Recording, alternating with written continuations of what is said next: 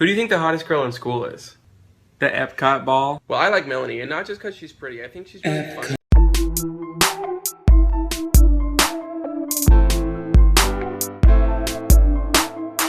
Hello, and welcome back to the Conspiracy Couple podcast. I'm Marisa. And I'm Ethan. Thank you for taking a break with us while we went on our vacation to Florida. Unless you didn't take a break and you listened to our old episodes, which is possible. That is totally an acceptable thing for you to have done. And I think that's a really, really good, behavior choice that you made on our break. Unfortunately, in Florida, I did not see any alligators. But while we were in Florida, I'm sure everybody subscribed to us on YouTube at Conspiracy Couple Podcast and went ahead and turned on their post notifications so they knew when this brand new episode dropped.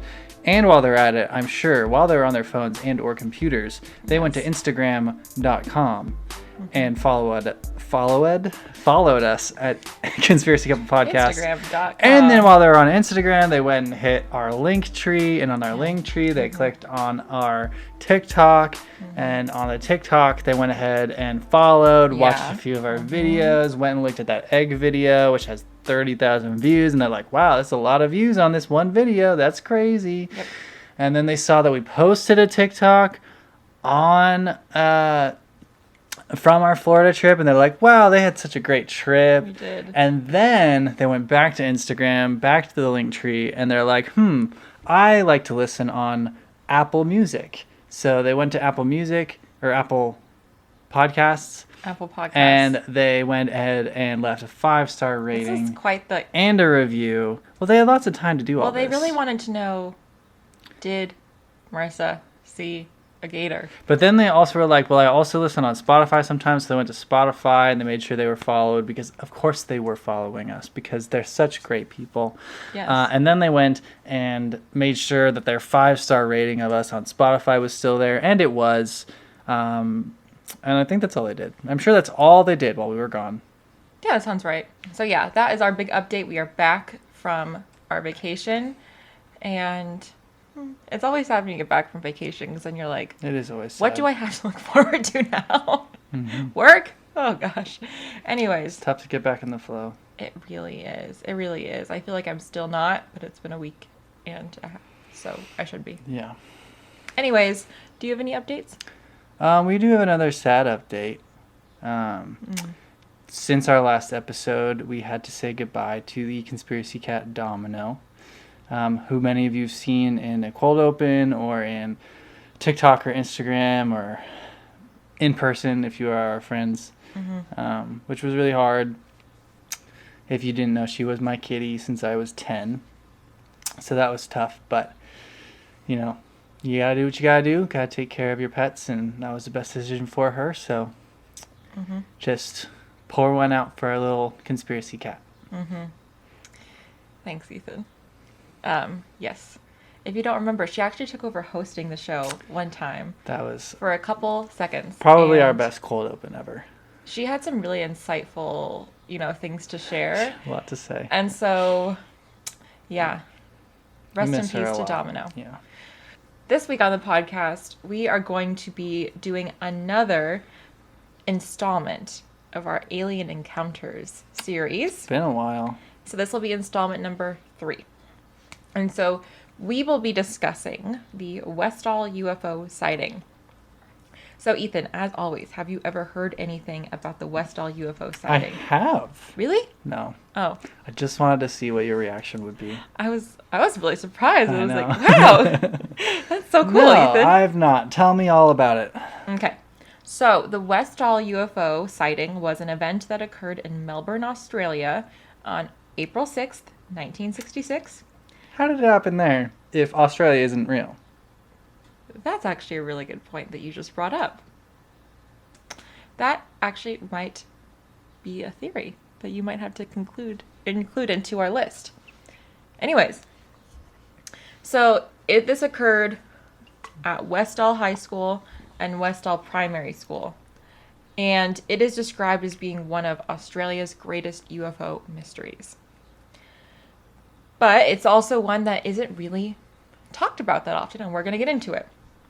So, during this event, both students and teachers at both of these schools witnessed a flying object at around 11 a.m. at the school during their morning break. So 1 in 5 of the witnesses said that they saw 3 spacecraft, while the others reported seeing just 1. So this wasn't just a few witnesses. This was hundreds of students and teachers who all reported similar things. So this wasn't just a few witnesses. This wasn't a handful of people. This was hundreds of students and teachers who all reported seeing similar things. Initially, what happened was a few students saw the aircraft. They're outside playing during their, what we would probably call recess. And What do they call it? it was just morning break. Oh. So what you would say is recess. So a few students see the aircraft, they freak out, and they get the attention of some other students. And then there are the teachers who are outside monitoring the break. So apparently this was so frightening that a number of the students actually collapsed from fear because they were so scared. Whoa. So the item was described by all of the witnesses as being silver or grayish green in color with a purple hue. It was a round saucer-shaped spacecraft that was about twice the size of an SUV, and it had a metal rod sticking into the air. So I also saw in my research that some people said that it was like cylindrical or cigar-shaped. However, there were more than one seen, so it could have definitely been one of the other ones that was seen that was described as cylindrical. And the spacecraft was also completely silent, and it moved in ways that known aircraft did not move. So, is there any description about like how close these aircraft were to them? So it moved, but it was like I know it moved, Marissa. I understand very that. close overhead. Okay. And so then what happens was, well, I was just about to say that. Okay, sorry. Keep going. So they described the spacecraft as descending, so it was going Kind of like swooped over. swooping down Okay. as it flew over the schools and then disappeared behind some trees. And it disappeared into the trees in an area called the Grange. Right. So this spacecraft landed in the Grange.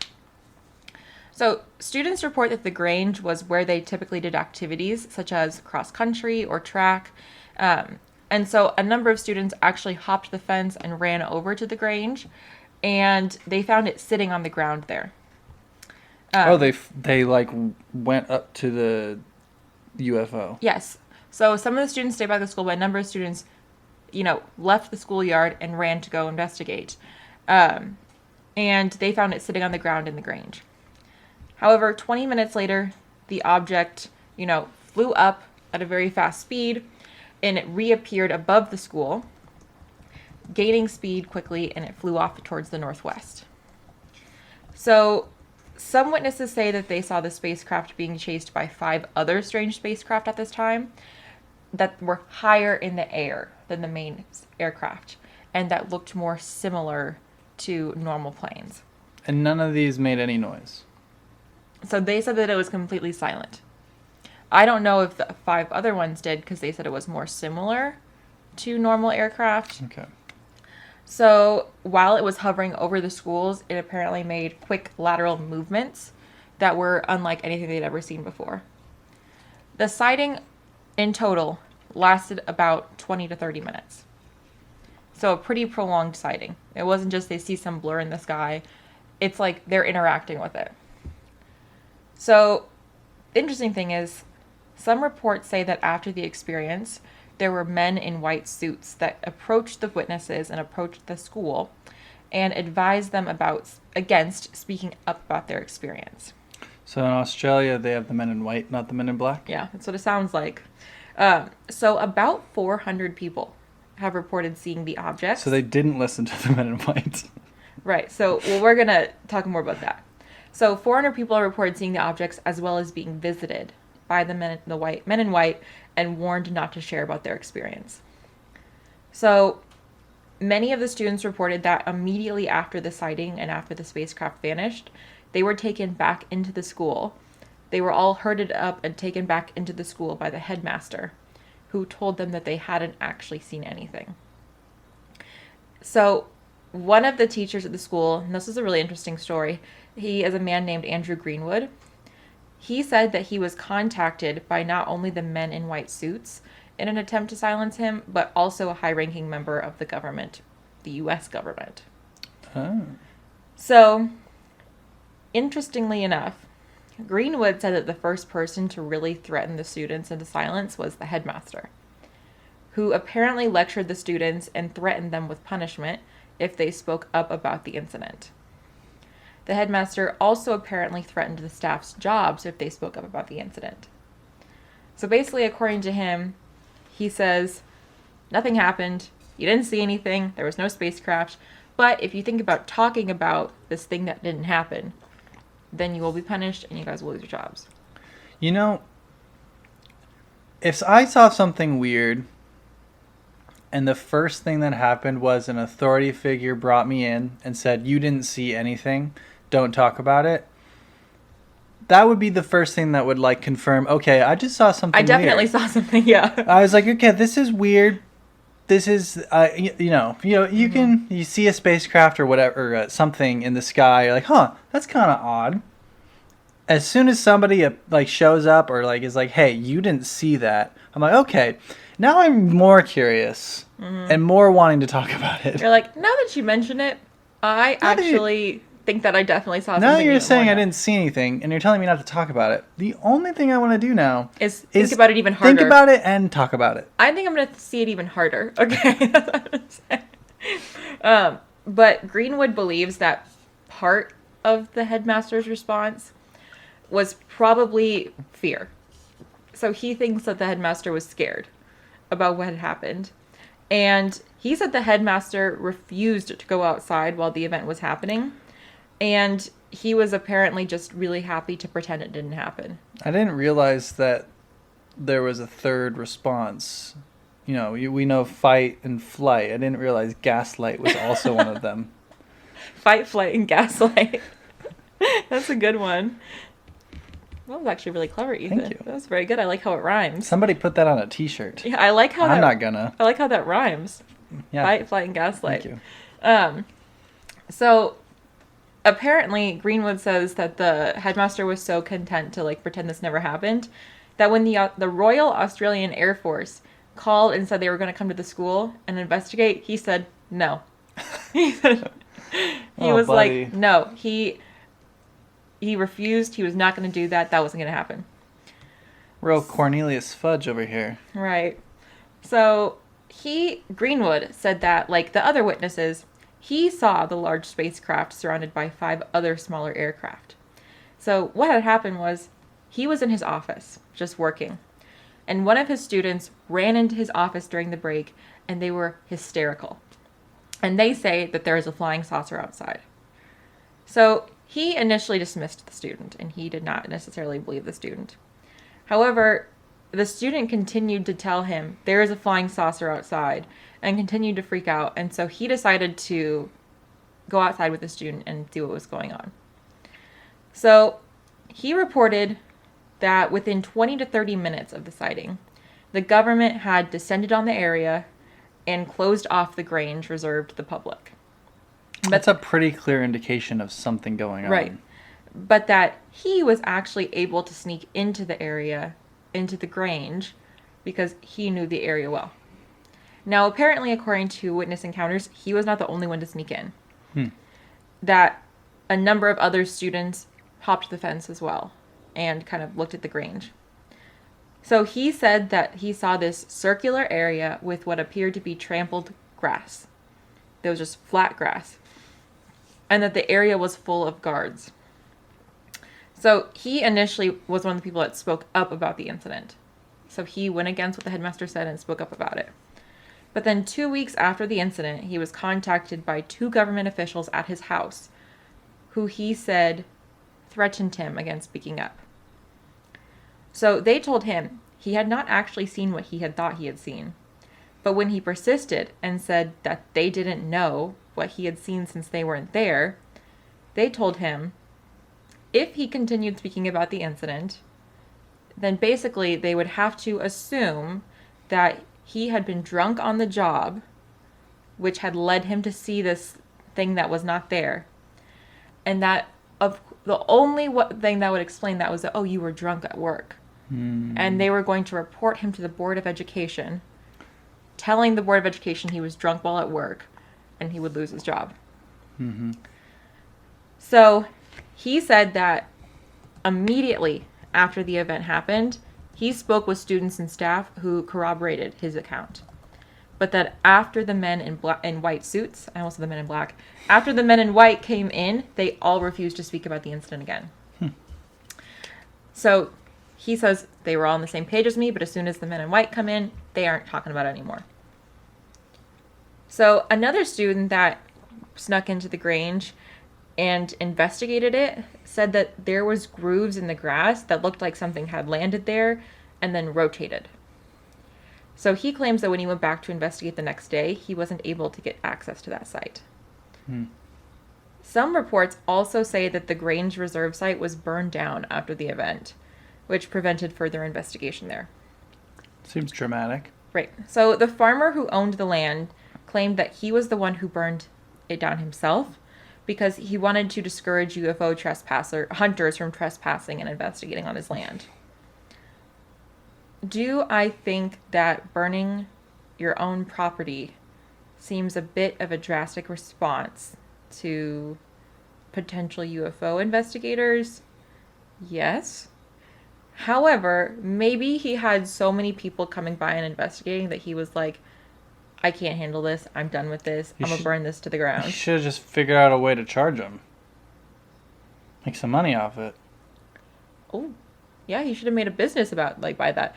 Like, oh, you want to come check this out? You want to come to the Grange? That'll be $5. $20 for the day.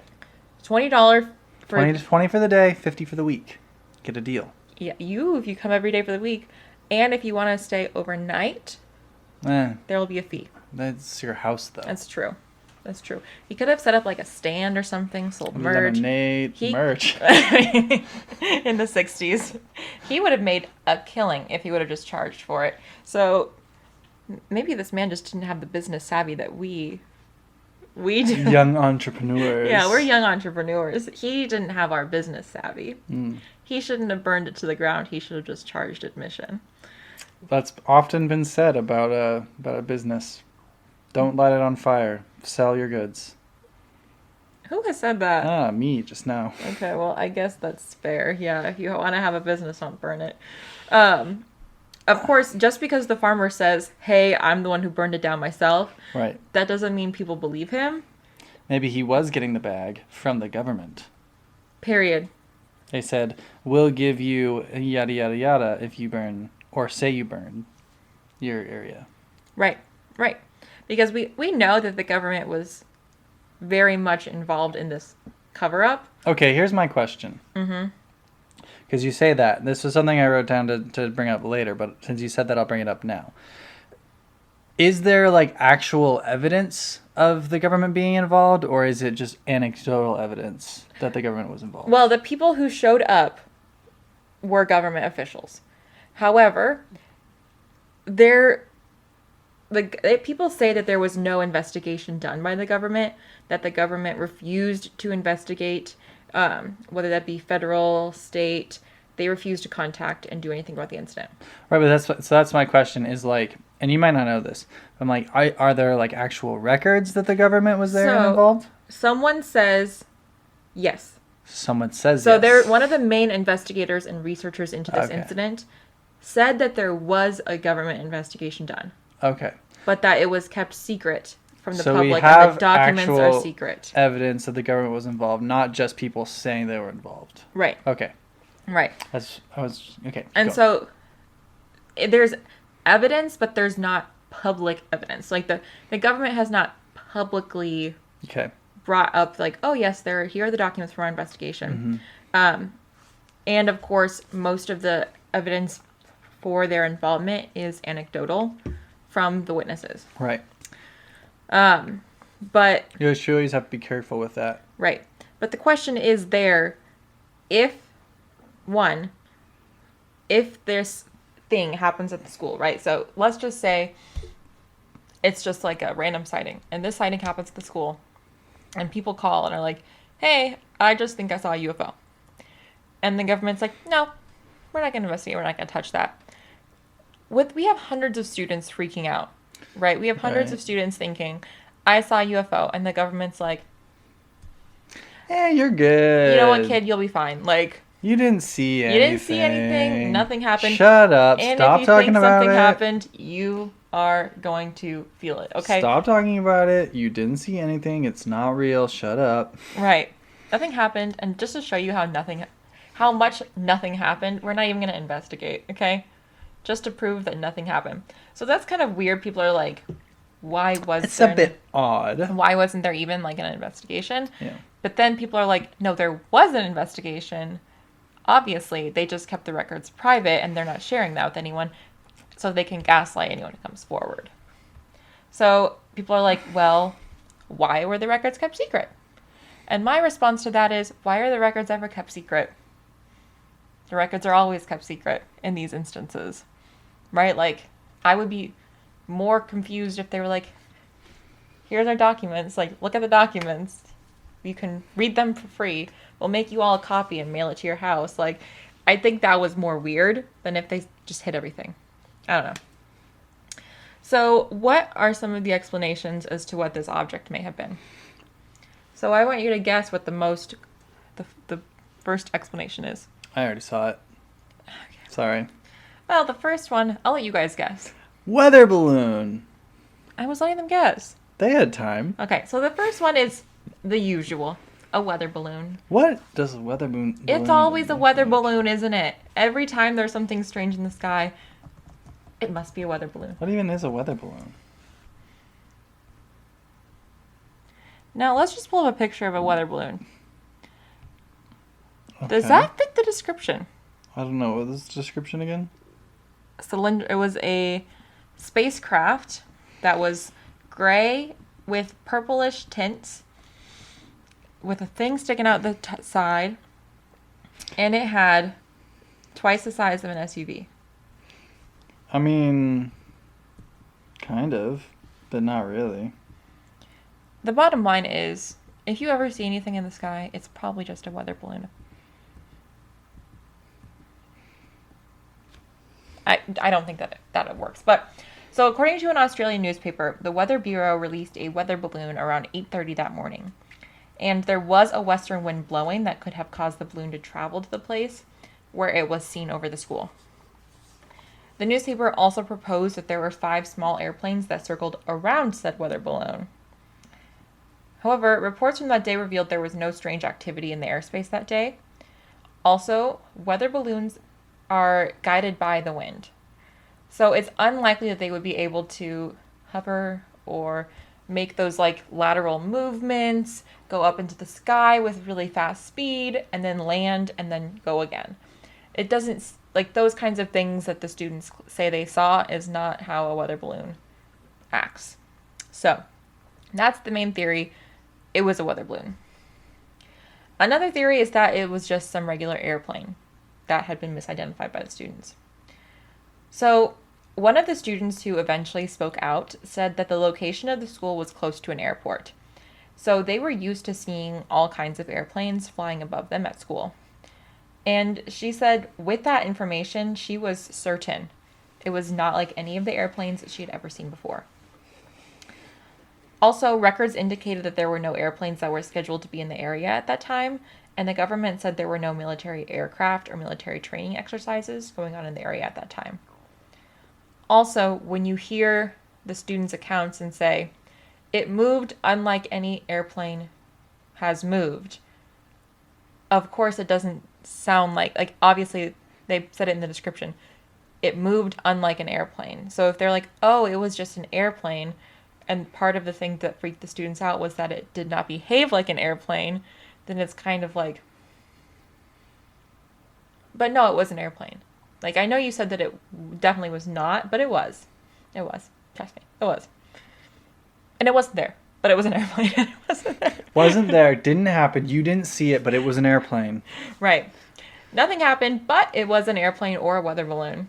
It didn't happen, but whatever it happened was an airplane or a weather balloon. But it didn't happen. And if you think you saw it, you were drunk, but it was an airplane. But it was an airplane and you were drunk and it didn't happen. Kevin, the 7-year-old. Kevin, the 7-year-old. Why did you name him Kevin? I don't know. It was just the first name that came to mind. I'm sure there's an Australian You're watching named The Office Kevin. again, so. I am, yeah. So maybe that Kevin was why. Malone. Is that his last name? Yeah. Okay. It's Kevin Malone. Okay. Another theory is that it was an experimental military aircraft. So even though the government came out and said there were no aircraft in the area at the time, people don't really trust the government when it comes to They this. can lie. Right. It's not like what the government says is like automatically This is the factual. Australian government, not the American government. So maybe it's different. And maybe in Australia, when the government says something, everything they say is accurate. Maybe. If you're Australian, let us know. How much do you trust your government? Yeah, on a scale of 1 to 10, how much do you trust your government? 1 being you don't trust them at all, and 10 being they're like your bestie, right? Like they're your mom, they're your dad, you trust Maybe them we need a bigger implicitly. scale. 1 to 10 doesn't feel... Anyway, never mind. Well, if you think you can do 1 to 100 if you feel more confident with that. Anyway. So many people believe that this could have been some top secret military aircraft that the government was hiding from the public. And this could explain the men in white trying to cover up the incident and citing national security concerns as the reason for the cover-up. If you say anything, it will be detrimental for our national security, is essentially what they said. And also you didn't see it. But if you did, and you said anything about it, it'd be bad for our national security, but nothing happened. This event did take place during the Cold War, so it wouldn't be out of the realm of possibility that there were some secret government projects being worked on, because we know that happened during the Cold War, so it's not like... Even in Australia? How involved were they in the Cold War? Well, I don't really know much about the involvement in Australia in world politics. Me neither. But I always just kind of assumed, because Australia was, you know, a colony of Britain, that they would kind of usually side with Britain, and we would usually side with them as well. I guess the UK, I should say. The Who watched the coronation? I want to know that. Did you watch the coronation? No. Queen? Or I was like Queen Charles. King Charles. Queen Charles Slay. King Charles. The lizard king. Anyways, do we think Charles is a lizard? Nah. You don't think so? It's too weird. He's too weird to be a lizard. Yeah. Lizards have integrated into the community so well that if you're Charles too is weird... old. I don't know anything about him. I just know he's old, and I know that You he's could put married up- to Camilla, and you he used to could be married to Diana. Put up a pictures of 5 different random old white guys. I could not pick him out. King Charles. Could you pick out Camilla? No, I literally didn't. That's his wife.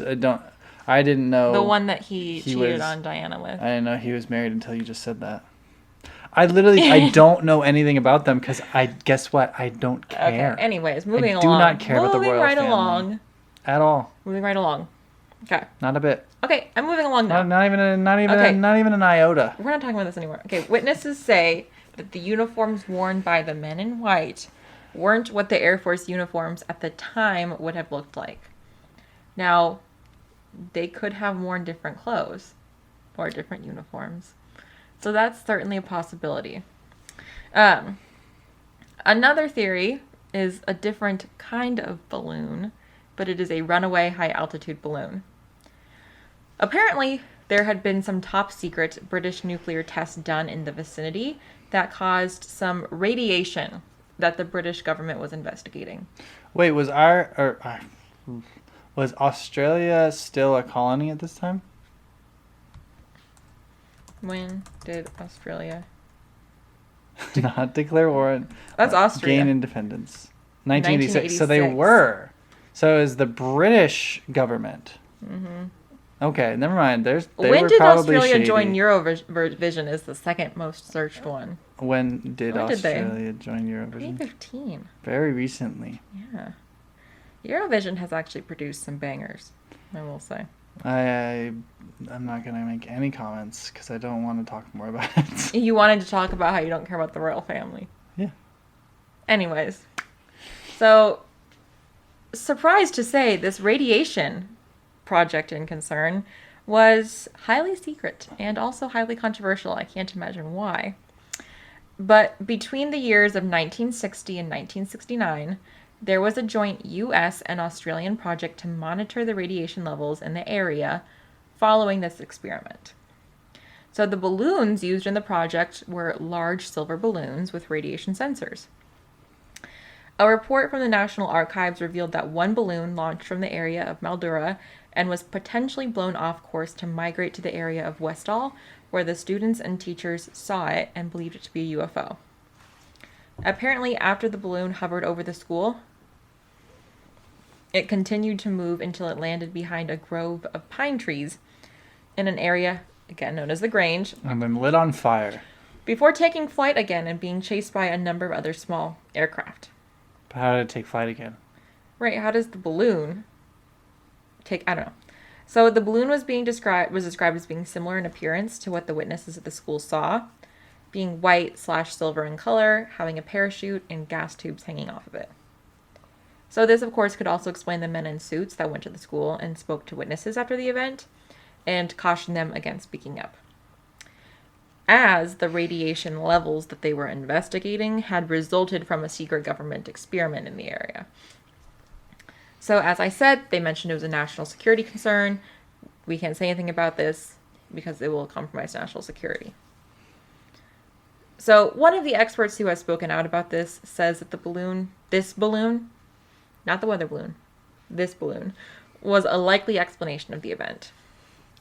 Another theory is that it was a kite or something else that was misidentified. I feel like a kite would be kind of easy to say that is not a UFO. I don't know about you. Yeah. I've seen kites before. Yeah. And children have seen kites before. Kites are for kids. Like, they know. Especially in the 60s, that's what they did for fun. Right. They didn't have anything else to do. No. They didn't know how to have fun back then. They just worked and went to school. Children. Okay. So this could have been, another theory is a legitimate sighting that was then kind of muddied by fictionalization and over-exaggeration by students who either didn't see anything or were passing this information along. You're telling me a potential UFO sighting was fictionalized a little bit? I'm saying it's like a game of telephone, kind of, or kids wanted to participate, like, ooh, they saw it, well, I saw it too. And it was bigger than what they said. Like, that kind of thing. Kids just wanted to be Kids aren't very reliable sources. I don't think that's necessarily true. I think that kids are sometimes poor or hard. I'm not saying they were lying. They have a hard time describing things they Right. see. I'm not saying they were lying. But this was also teachers and also teenagers. Because remember, it's not just Westall Primary School, it's Westall High School. And there were also teachers as part of this. Right, I know. I was just saying. I'm not saying they were lying. I'm saying, like, sometimes kids aren't very reliable sources. That's a maybe. Another theory, of course, is that it was aliens. Or a UFO. Could be aliens. I feel like, yeah. And another theory is mass hysteria. So, surprisingly, this is the theory that was proposed by the headmaster of the school. I thought his theory was that nothing happened. Well, we're going to get there. So, he says that it was a small group of students who first said that they saw something. That then caused other students to get into a panic and freak out and then say they had seen something too, even though they hadn't. So a small group freaked everyone out. So psychologists do report that this kind of thing is a possibility, and it could happen. It could be some kind of a hopping on the bandwagon scenario. The problem with this theory is that it wasn't just students who reported seeing the UFO. It wasn't just teachers who reported seeing the UFO, but it was also other people who lived in the town and lived in the area, but weren't students at the school and weren't connected to the school. So it wasn't just students who saw it. The mass hysteria theory would work for them, but not for everyone else. The problem is, even though this was such a widely seen event, due to the fact that there was so much of a cover-up and a real lack of what appears to be an investigation, there will likely not be any real answers aside from just the people's beliefs and stories about that. The area has actually memorialized the event by creating like a UFO-themed playground at the Grange Reserve. That's kind of cool. And it has, like, boards that say, like, what happened. We should go. And then, okay. We should go to Australia. Just to go to a playground. Well, not just to go to a playground, but we should go We to gotta see Australia if it's real. and go to that playground. Also, Ethan's theory is that Australia is not real. That wasn't my theory. That just was from our previous episode. Yeah. That's an interesting theory, Nova. Well, what do you think? She just told us what she thinks. Well, I don't know what she said. What Do you think it happened? She's going to bed now. She's going to... She's okay. laid down on the ground and closed her eyes. She's like, I said what I needed to say. If you guys didn't hear it, that's on you. So, Listen better there's next time. Nova's theory as well that you just heard. So, Yeah. there's that. So, Ethan, as we wind down, what do you think? So, okay. Let's go theory by theory. Weather balloon. Balloons don't really act like that. I definitely don't think it was any sort of plane because the lack of sound. So, the thing I was thinking about is when we were in Florida, Blue Angels flew right over us, right? Yeah. And I figured that's why I was asking how love the it Blue was really Angels. cool. Yeah. I was wondering like how close they got because it was like the Blue Angels, got relatively close to us where we were. I would say that they were as close to us as the students were to the UFO. Right, which was like and and they were still like I don't know. They were very you knew. They were close to us, but like in the grand scheme of things they were still very far away, right? Right, like I couldn't reach out and touch them. Right. Yeah. And those things were loud. If you've ever seen the Like- Blue Angels, you know. Right. It was loud. So I'm like, if it's a plane, you're hearing it. And so that's why it definitely wasn't a plane because there's no way you'd be able to say, oh, nothing happened because well, okay, what was the giant roar that just happened as well? That I just heard, yeah. Along with me seeing it, whatever. So, I mean, the radiation balloon, I guess, to me that makes more sense than the weather balloon. But again, balloons don't really act like that. I don't know if it was aliens. I think it could be a combination of things. I kind of would go along with the idea that maybe a few people saw something. Maybe they saw the radiation balloon and what the balloon actually did changed as the story went on, like you were saying with telephone, and it became something more than what it was. And then the government got involved because it had to do with the radiation testing, yada, yada, yada. Goes on from there. Becomes a bigger thing than it should have been. That would be my best guess. Okay. You can ask me what I think. What do you think, Marissa? Well, I think your theory certainly makes sense. Your theory makes sense. I lean towards aliens. Of course you do. Of course. I lean towards aliens. Just because of... Your belief in aliens? Oh, right. Well, that's part of it. But also because it's the people who saw it, it has been almost 60 years. Right. And they are still so firm in everything they saw. Right. They have not changed their story. They have not wavered. And a lot of the people were too scared to say something. And so I do think that, there is some credibility. And especially as these people are getting older, they're not young people. They've lived a lot of life and they still have had that same story. Right. So I lean more towards aliens. Maybe not aliens, but some kind of extraterrestrial craft. But I also think that your theory does have some validity. I agree. So let us know what you guys think. Let us know what you guys think of the theory. Let us know what you guys think of Nova's theory. Oh my gosh, she's so cute. You should put that on the screen. This is what she looks like after she just rocked us with an incredible theory. Thanks for hanging out.